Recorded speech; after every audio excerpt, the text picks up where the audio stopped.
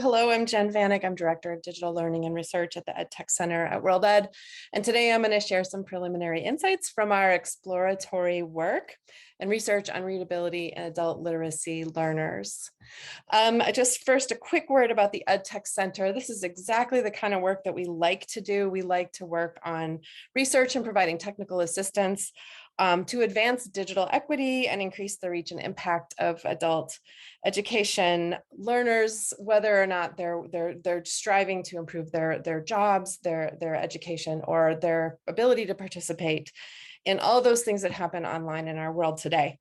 And I also want to note that we're very interested currently on use of mobile technologies to support access and inclusion, because there are so many people, at least within the US context, who are limited to access to the internet and only have smartphones.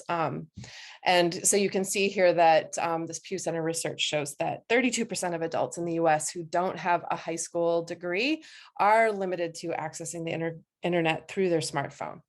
So hence our interest in boosting access and equity through exploring readability on smartphones.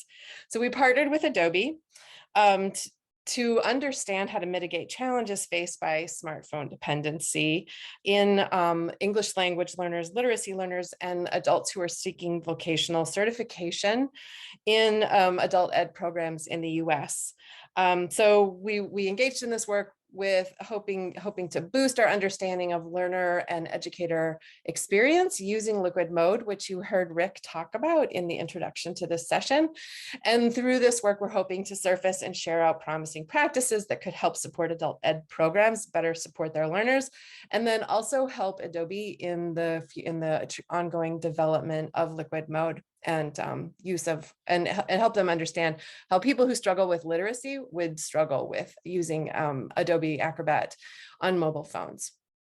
So I think Rick covered this pretty well in the introduction, but I just want to remind you that liquid mode, we see liquid mode in terms of a tool for boosting equity in access to information that is online. And what I'm sharing here as an example from one of our study sites, a certified nursing assistant program, where you can see the PDF that the students needed to access on their phones on the left, just calling it up through this is how it would look if you just pulled it up on your browser, through the browser on the phone, or if you pulled it up through Adobe without turning on the liquid mode. But when they push this little button, all of a sudden the text becomes reformatted into expandable sections and in text that they can manipulate so that they can control the letter size and spacing and the line size and spacing. So what have we learned so far?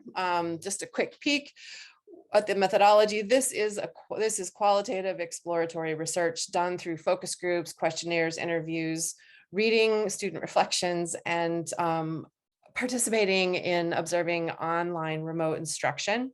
The students and teachers at 2 sites and across 3 programs on those 2 sites were our focal participants, but we also have gotten information and feedback from teachers across the country who have participated in our national webinars where we talk about this work.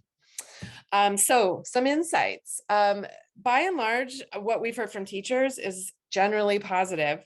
They really do view liquid mode as something that can make their instructional materials more accessible to learners. And you can see some of the quotes here that we pulled from our data. They found it easy to manipulate the text because there was the way that the interface was set up. They also liked being able to have this control, but yet some concern about the actual process of using PDFs on mobile devices and how, the benefits to doing so versus relying on some browser read modes, like a lot of people in the adult ed world tend to use Cami when they're linking through their Google Classroom. From the learners, what we know to be true is these 3 findings are most salient across all of our sites. We did hear that from every learner that we were able to interview, that reading on liquid mode on their phones actually aided comprehension. And what was really interesting was they noted that the expandable sections made it possible for them to focus on different chunks of text, making it possible then for them to work through the PDF and work through the document so that they could then understand the main ideas of each of these sections, and then the whole document going section by section.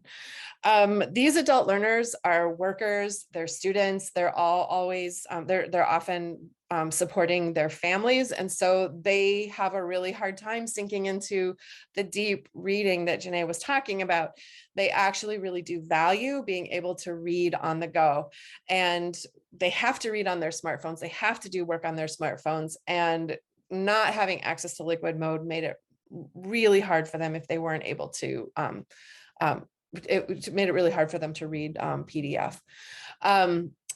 Another finding that we're seeing across these learners is that initially they get really excited about the adjustments and they tend to overcompensate or overadjust, which then causes some speed bumps in their working their way through the text, because as you can see in the example here on the right, it actually breaks up the headings that can aid comprehension. So that's something to signal to. And I just have a couple of quotes that I pulled from learners here that I think are really salient to me in terms of like understanding the breadth of the comments that we got from these learners. And this learner from St. Paul, it just makes it easier, kind of like encouraged me to read because I don't have to struggle. And by struggle, they meant, the pinching and zooming and dragging around that you need to do when you're reading a PDF on a mobile phone. So there is a lot of potential. There are some existing challenges that we have seen in the research to date. It takes a while for people to understand how to download a PDF and then find the appropriate app to open it up in. So it takes a lot of front-loaded support, especially for some of these learners who are new to learning through technology. And so actual scaffolded support to help them download the app and then practice calling up a PDF through it. But what we did notice is that once they mastered this, once they had the supported practice, they were able to actually access the information more quickly. So a little bit of research effect here where our introduction of the app and providing the scaffolding after we saw that it was needed actually did help their reading. And then a quote from another learner here, when I downloaded a PDF or something, it's on my Adobe Reader app and I just set everything in advance and it's already set, and that saved time. So the challenge of calling up a PDF on a phone was actually sort of solved by this process. A few other insights that we gleaned was that we're working in settings that have multilingual language learners, and they want more than just the range of languages that liquid mode is established for right now, which you can see listed on their screen. I mean, specifically, we were working with Somali speakers, Hindi speakers, Japanese, and Russian. So there were students that were looking for liquid mode to work in those languages. A lot of teachers adult literacy teachers aren't necessarily savvy enough to know that if they're sharing a PDF that is a scan, it's really like an image, a scanned document. It's like an image, and that's not formatable text. So one of the things that we've told Adobe is that I know they're pushing into this development, but this is something that students have really said they needed. And then students have also said that they would really like to be able to boost the comprehension and working with these texts in liquid mode, and be able to highlight and provide and do annotations while in liquid mode. So lots to learn, lots of promise with this, and we just are really excited to be able to expand this research. We're continuing to seek out sites for building on the current research. We've got a really nice exploratory qualitative qualitatively formed picture of what's going on right now, but we would like to play this study out in more settings so that we can really start crafting some use scenarios that represent transferable knowledge across even a broader breadth of settings. So thank you very much.